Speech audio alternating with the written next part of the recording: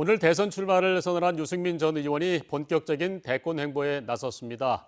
유승민 전 의원을 모시고 왜 대선 도전에 나섰는지, 또 정치 현안과 지역 현안에 대해서 어떻게 생각하는지 물어보는 시간을 마련했습니다.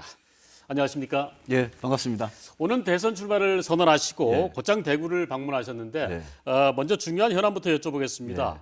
현 정부가 예. 집값을 올려놓고 대출을 막아서 서민들을 2번 죽였다고 하셨는데 예.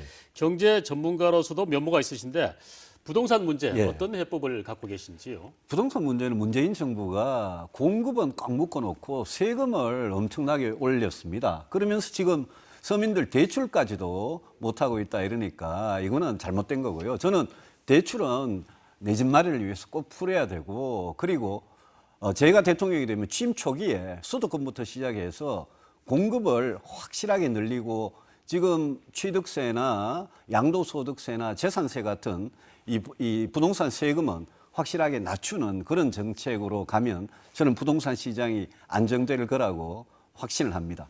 네, 전임 대통령 탄핵과 구속 문제 때문인지 예.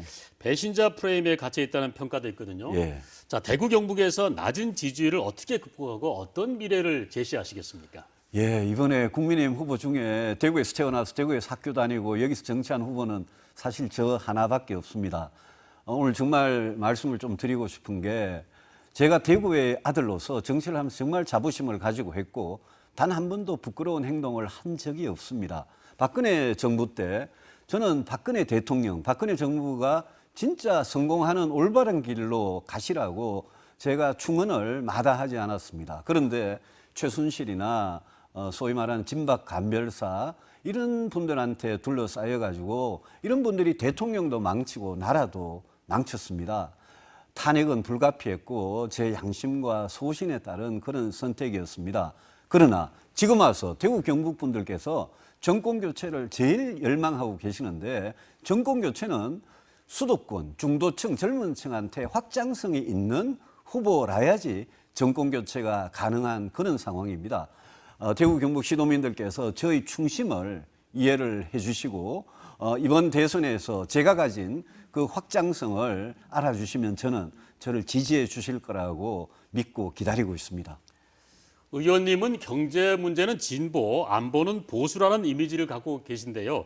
국민의힘의 정체성과 맞지 않다 하고 주장하는 분들도 계시거든요. 예. 이런 지적에 대해서 어떻게 생각하시고 국민의힘 대선 후보가 되기까지 가장 중요한 게 무엇이라고 생각하시는지요?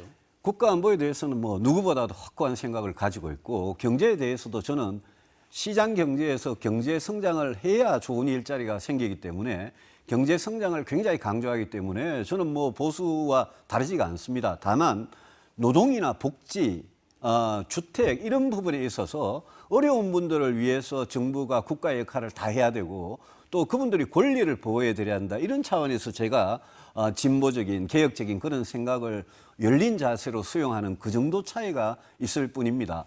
이번 대선에서 확실히 이기기 위해서는 지난번 서울시장 선거 때 보지 않았습니까?